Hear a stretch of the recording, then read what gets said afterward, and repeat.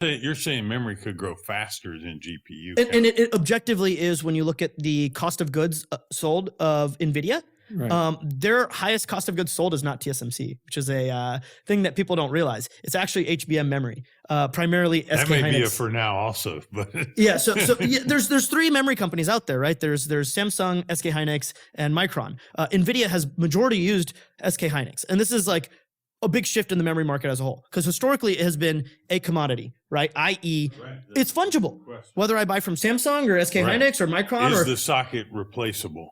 Yeah, and even now, Samsung is getting really, really hit hard because there's a Chinese memory maker, CXMT, and their memory's not as good as the West, but it's fine. And in low-end memory, it's fungible, and therefore the price of low-end memory has fallen a lot. Correct.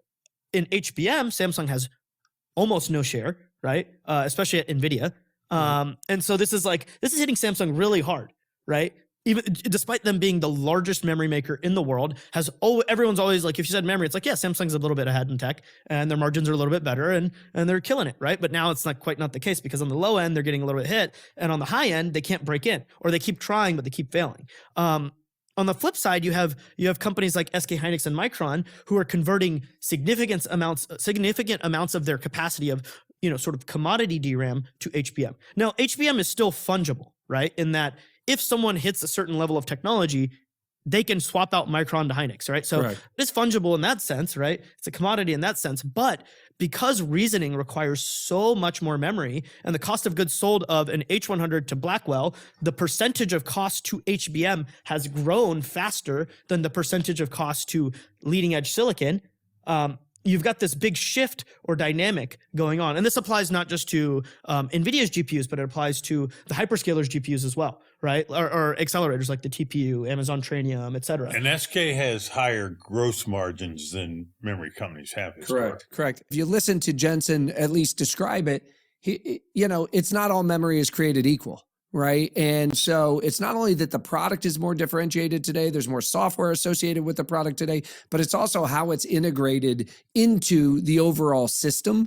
Right. And going back to the supply chain question, it sounds like it's all commodity. It just seems to me that at least there's a question out there. Is it structurally changing? We know the secular curve is up and to the right. I'm hearing you say maybe. It may be differentiated enough to not be a commodity. It may be. And I think another thing to point at is funnily enough, the gross margins on HBM have not been fantastic. Right. They've been good, but they haven't been fantastic. Actually, regular memory, high-end like server memory that is not HBM is actually higher gross margin than HBM. And the reason for this is because NVIDIA is pushing the memory makers so hard, right? They want the faster, newer generation of memory faster and faster and faster for HBM, but not necessarily like everyone else for servers. Now, what is this meant? Is that, hey, even though Samsung may achieve level 4, right, or level 3 or whatever that they had previously, they can't reach what Hynix is at now. What are the competitors doing, right? What is AMD and Amazon saying? AMD explicitly has a better inference GPU because they give you more memory, right? They give you more memory and more memory bandwidth. That's literally the only reason AMD's GPU is even considered better on chip. HBM memory, which is on package, right? Specifically, yeah. And then when we look at Amazon, their whole thing at reInvent, if you really talk to them when they announced Trainium 2, and our whole post about it and our analysis of it is like, supply chain wise, looks, you squint your eyes, this looks like an Amazon Basics TPU, right? It's decent, right? But it's really cheap, A, and B, it gives you the most HBM capacity per dollar and most HBM memory bandwidth per dollar of any chip on the market. And therefore, it actually makes sense for certain applications to use.